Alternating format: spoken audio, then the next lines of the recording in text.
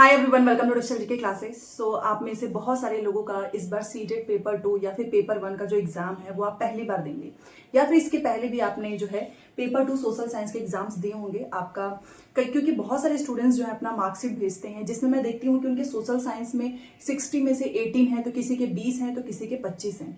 और अगर आप 60 में से सोचो, अगर आप 60 में से कोई 20 नंबर लेकर आ रहे हो, तो इट मीन्स कि आपका सोशल साइंस का जो सब्जेक्ट है वो बहुत वीक है और आपने अगर इस पर मेहनत नहीं की तो अगेन आपको अपना रिजल्ट में उतना कोई डिफरेंस देखने को नहीं मिलेगा। तो आप सभी की डिमांड पे ये वीडियो लेकर आई हूँ ताकि मैं आपको बहुत ही अच्छे से समझा सकूं। क्योंकि देखिए, मैं आपको डेली सोशल साइंस पढ़ाती हूँ काफ़ी सालों से, और हर साल सोशल साइंस में जो भी कंटेंट मैं प्रोवाइड करती हूँ उसमें से स्टूडेंट्स को काफ़ी फायदा होता है। और अगर आप यूट्यूब पे क्लास देखना चाहते हैं तो डेली आपको 6 बजे शाम को बहुत ही डिटेल में हम theory and previous year questions करते हैं। तो ये टाइम नोट कर लीजिएगा, क्योंकि बहुत जल्द बहुत अच्छी क्लास आने वाली है, बिकॉज हिस्ट्री हमारा कंप्लीट हो चुका है। तो आज की इस वीडियो में मैं आपको बताने वाली हूँ कि आपको किस तरीके से पढ़ाई करनी है, स्मार्टली पढ़ाई किस तरीके से करनी है कि आप एनसीईआरटी का पोर्शन भी अच्छे से तैयार कर सकें, आपका प्रीवियस ईयर क्वेश्चंस में भी स्कोर बढ़े। क्योंकि अभी आप पीवाईक्यूज करोगे तो 60 में से उतने अच्छे स्कोर आपके नहीं बन पाएंगे, बिकॉज आपको थ्योरी ही नहीं पता है कि कौन सी थ्योरी में कितना पोर्शन है, कितना पढ़ना है, कितना नहीं पढ़ना है। तो ये सारी चीज़ें मैं आपको बताने वाली हूँ। 8 से 9 मिनट की वीडियो है, बट अगर आपने इस वीडियो को बहुत अच्छे से ध्यान से देखा एंड इसके अकॉर्डिंग आपने काम किया तो सच में आपको रिजल्ट बहुत अच्छा देखने को मिलेगा। प्लस जिसे भी मेरा खुद का सोशल साइंस का नोट्स चाहिए होगा, जिससे मेरा एग्जाम क्लियर हुआ था, तो आप इस नंबर पर मैसेज करके बहुत ही मिनिमम प्राइस पे ले सकते हो, हिंदी इंग्लिश दोनों मीडियम में। क्योंकि बहुत सारे स्टूडेंट्स को ये भी समझ में नहीं आता है कि एनसीईआरटी को पढ़ें किस तरीके से एंड उसका नोट्स किस तरीके से बनाएं। ठीक है, तो चलिए वीडियो स्टार्ट करते हैं। देखिए, सीटेट पेपर 2 सोशल साइंस आपका 60 नंबर का पूरा पेपर आता है, और ये 60 आपका डिवाइड होता है 40 + 20। इट मीन्स कि 40 आपका एनसीईआरटी से आएगा एंड 20 आपका जो है पेडागोजी से आएगा। ठीक है, पेडागोजी को सॉल्व करने की भी ट्रिक बताऊंगी, क्योंकि इसमें कुछ टैग वर्ड्स होते हैं। आधे से अधिक क्वेश्चन तो आपके सिर्फ टैग वर्ड से ही हो जाएंगे, आपको बहुत सारी चीजें पढ़ने की भी जरूरत नहीं पड़ेगी। इसीलिए मैं बोलती हूँ कि फोकस आपको किस पे करना है, मेजर नंबर पे करना है, 40 नंबर पे। ठीक है, अब यहाँ पर आपको पता चल गया कि 60 में से 40 नंबर एनसीईआरटी, तो कहीं ना कहीं एनसीईआरटी बहुत इंपॉर्टेंट है, क्योंकि इसमें कोई ट्रिक नहीं लगेगा, इसमें आपका कोई टैग वर्ड्स नहीं लगता है, फैक्चुअल चीजें हैं। अगर आपसे सोलर सिस्टम के बारे में पूछ रहा है, आपसे लैटिट्यूड पूछ रहा है, आपसे लॉन्गिट्यूड पूछ रहा है, या फिर 1857 से कुछ क्वेश्चंस आ रहे हैं हिस्ट्री से, तो वहां पर आपका ना तुक्का चलेगा ना ही कोई टैग वर्ड। इट मीन्स कि आपको एनसीईआरटी तो पढ़नी ही होगी, वो भी आपको 6 to 8। अब इसको पढ़ें कैसे, ये मैं आपको बताती हूँ। देखो, जिसने बहुत पहले से क्लासेस ले रही हूँ उन्हें थोड़ी आसानी होगी। आपको डेली शाम को 6 बजे तो इसलिए भी जुड़ना है ताकि मैं वहां पर आपको बताती हूँ कि इस एनसीईआरटी में से क्या इंपॉर्टेंट है, क्या पढ़ना है और क्या नहीं पढ़ना है, ये आपको पता होना चाहिए। और एक बार अगर आपको पता चल गया तो आपके खुद के नोट्स भी तैयार होंगे, आपका रिवीजन भी होगा। क्योंकि एनसीईआरटी की किताबों में तो बहुत कुछ है, जहां से कुछ ऐसे टॉपिक्स हैं जहां से क्वेश्चंस बनते ही नहीं है। बहुत सारे स्टूडेंट्स जो खुद से नोट्स बनाकर भी फोटो भेजते हैं, मैं जब उन्हें देखती हूँ कि इंपॉर्टेंट चीजों के साथ साथ उन्होंने जो अननेसेसरी जो चीजें हैं वो भी लिखी हुई है और उसको भी वो पढ़ रहे हैं, जहां से क्वेश्चंस नहीं बनता है। तो स्मार्टली पढ़ाई इसे ही कहते हैं कि क्या पढ़ना है और क्या नहीं पढ़ना है। ये चीज क्लियर हो गई। और ये एनसीईआरटी में जो लोग डेली क्लास पे जुड़ रहे हैं या फिर जिनके पास नोट्स होगा, आपका रिवीजन का पोर्शन वहां से कंप्लीट होगा, क्योंकि ऑलरेडी सब कुछ बना बनाया आपको मिला हुआ है। तो आप वहां से पढ़ेंगे, समय भी बचेगा, क्योंकि समय ज्यादा है नहीं, ओनली आपके पास 2 मंथ है। अब उसका रूटीन देखिए, आपको पता है कि हिस्ट्री, ज्योग्राफी, पॉलिटी, इन तीनों से ही आपका जो है 40 आने वाला है। अब ये किसी को नहीं पता है कि हिस्ट्री से ज्यादा क्वेश्चंस आएंगे, ज्योग्राफी से आएंगे कि पॉलिटी से। अगर मैं आपको इनका नया पैटर्न बताऊं तो हमें बस देखने में लगता है कि पॉलिटी के 15 क्वेश्चंस आ रहे हैं, बट ये जो पेडागोजी वाले क्वेश्चंस होते हैं, आप ध्यान से देखिएगा, पॉलिटी के डायरेक्ट चैप्टर से लोग उठा के पेडागोजी का क्वेश्चंस बनाते हैं।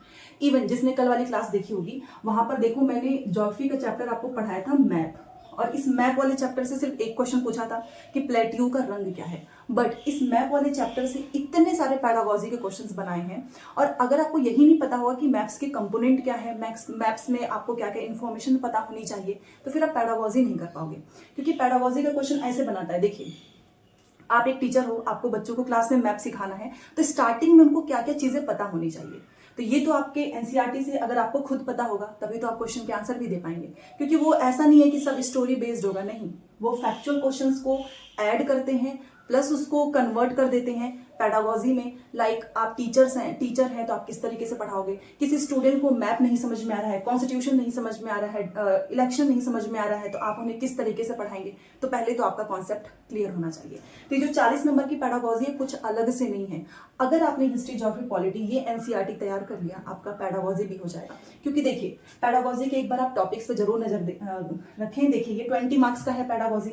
इसमें आपसे पूछेगा nature of SST, nature of social science, और काफी समय से इस पे कोई क्वेश्चन बनता नहीं है। यकीन मानिए ये बस नाम के कुछ यहाँ पे टॉपिक्स लिखे हैं और ज्यादातर क्वेश्चंस ये कंटेंट से बनाते हैं, और इस वजह से स्टूडेंट्स के मार्क्स नहीं आ पाते हैं, बिकॉज वो सिर्फ इसी टॉपिक पे फोकस होते हैं, वो एनसीईआरटी पढ़ते नहीं है, और इस वजह से उन्हें लगता है कि कहीं आउट ऑफ द सिलेबस हो चुका है, बट ऐसा कुछ नहीं है। नेचर ऑफ सोशल साइंस है, इवैल्यूएशन है, मतलब कि मूल्यांकन। और ये इवैल्यूएशन आपका कैसे पूछेगा कि ज्योग्राफी का मान लो सोलर सिस्टम बच्चों को आपने पढ़ाया, अब बच्चों ने उसमें से ये इन्फॉर्मेशन बता दी कि सोलर सिस्टम में क्या क्या होता है, तो कुछ बच्चों ने आधी इन्फॉर्मेशन दी होगी, कुछ ने पूरी इन्फॉर्मेशन दी होगी, तो आप उसका इवैल्यूएशन कैसे करेंगे, किस पॉइंट को आप सबसे इंपॉर्टेंस देंगे। तो ये तो भाई आपको अगर पता होगा पहले सोलर सिस्टम में क्या क्या चीजें हैं, लैटिट्यूड्स लॉन्गिट्यूड्स में क्या क्या चीजें हैं, तभी आप इसका इवैल्यूएशन कर पाएंगे। ठीक है, तो ये आपके डायरेक्ट एनसीईआरटी से कनेक्ट करता है। अब दूसरा है कि क्लासरूम प्रोसेस। क्लासरूम प्रोसेस में आपका यही पूछता है कि क्लास में पढ़ाने से पहले मान लो बहुत सारे हेट्रोजीनियस भी मेथड का हम यूज करते हैं, ये डायरेक्ट आपके एनसीईआरटी से ही जुड़े हुए हैं। एक्टिविटीज है, कोई टॉपिक है, हिस्ट्री का है, ज्योग्राफी का है, पॉलिटी का है, एक टॉपिक कुछ भी लिख देंगे और बोलेंगे कि इसको किस तरीके से आप पढ़ाएंगे कि सभी बच्चों को अच्छे से समझ में आए। यहाँ पे आपका डेवलपिंग क्रिटिकल थिंकिंग। देखो क्रिटिकल थिंकिंग मैं जब भी आपको पढ़ाती हूँ उसमें पैडागोजी में, अभी हम पीवाईक्यूज करेंगे, तो इस क्रिटिकल थिंकिंग पे हजारों क्वेश्चन बन सकता है। ठीक है, तो ये जरूरी नहीं है कि आपने क्रिटिकल थिंकिंग की डेफिनेशन याद कर ली है तो आप सारे क्वेश्चंस कर पाओगे। ये डिपेंड करेगा कि आपने कितने प्रीवियस क्वेश्चंस किए हैं, तब जाके इस थ्योरी को असलियत में आप समझ पाएंगे।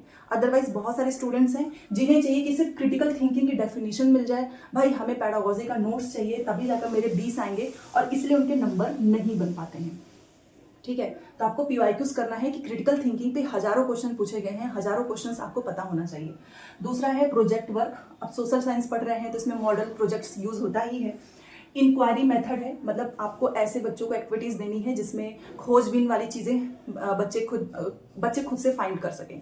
ठीक है, problems of teaching of social science. जब हम सोशल साइंस पढ़ाते हैं तो क्या क्या प्रॉब्लम हो सकती है, उसका सोल्यूशन क्या होगा, इससे रिलेटेड है।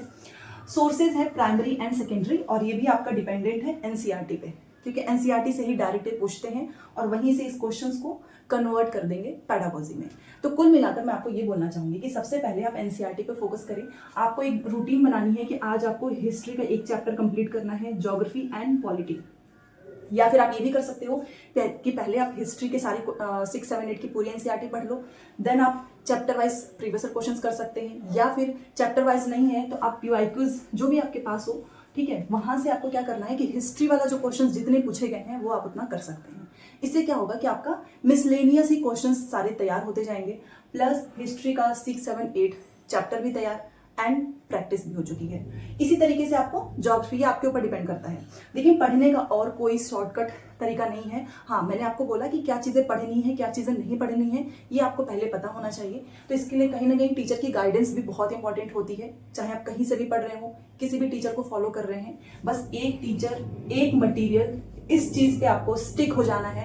क्योंकि इतने सारे स्टूडेंट्स हैं जो कि बताते हैं कि उन्होंने उनका बैच लिया है, उनका बैच लिया है, फिर वो दोबारा आ जाते हैं नोट्स लेने के लिए।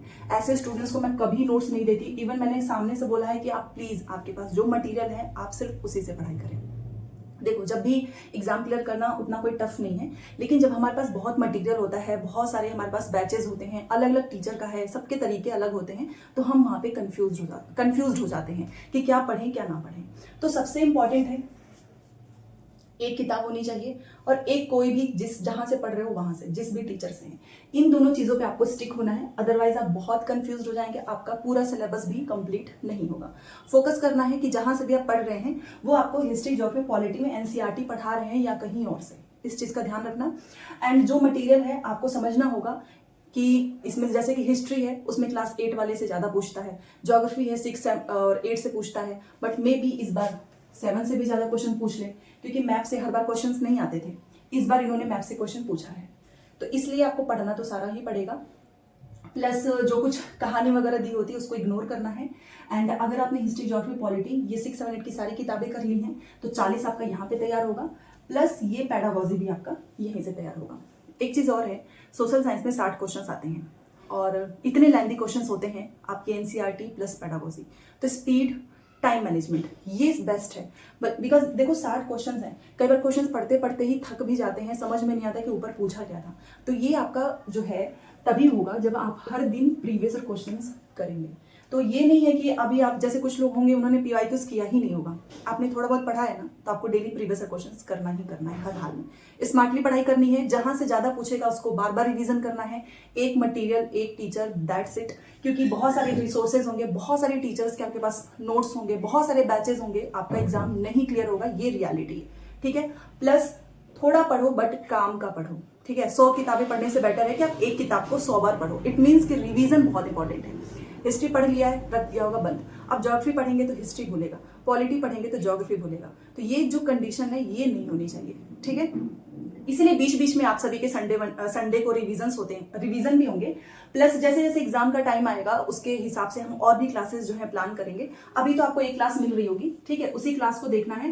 एंड उससे रिलेटेड जो भी डाउट्स हो प्लीज कमेंट करके बताया करो, क्योंकि बहुत सारे स्टूडेंट्स के क्वेरी होते हैं, उनको एक एक रिप्लाई करने से बेटर है कि एक वीडियोस के थ्रू अच्छे से समझा दिया जाए। तो देखिए ये आपका 60 नंबर है। इस 60 में अगर आपके 50 नंबर भी आ रहे हैं, इट मीन्स कि आपका पेपर पास हो चुका है। ठीक है, क्योंकि 90 नंबर ही है। 90 तो एक वैसा नंबर है कि आप क्वालिफाई कर चुके हैं, चाहे वो ओबीसी हो, एससी, एसटी, जनरल। अगर आपके 90 मार्क्स हैं तो आप किसी भी स्टेट का फॉर्म भर सकते हैं। और इसके लिए तो सबसे बेस्ट है एनसीईआरटी प्लस प्रैक्टिस। ठीक है, तो चलिए यहाँ पर मैंने आपको बताया, इसके बाद आपको टैग वर्ड वाली जो वीडियो है वो मिलेगी इसकी। तो वहां से आपके जो 20 नंबर हैं वो भी ऑलमोस्ट आप सॉल्व कर लेंगे। एंड उस टैग वर्ड से बाकी के जो आपके सब्जेक्ट हैं, लाइक आपका सीडीपी हो गया, आपका ईवीएस का पैडागोजी हो गया, आपके मैथ्स के पैडागोजी हो गए, वो भी आपके आराम से हो जाएंगे। तो टैग वर्ड्स अलग अलग नहीं है, एक ही है, एक ही तरीका है, एक ही ट्रिक है, उससे आप हर एक सब्जेक्ट के पैडागोजी भी कर सकते हैं। ठीक है, बाकी जिसने भी नोट्स ले लिया, आप सभी के डेली मैसेज आते हैं, थैंक यू सो मच कि आपको मेरे नोट्स बहुत पसंद आए हैं। जिसे भी लेना होगा आप नंबर पे मैसेज करके दे सकते हैं। मिलते हैं नेक्स्ट क्लास में। Thanks for watching.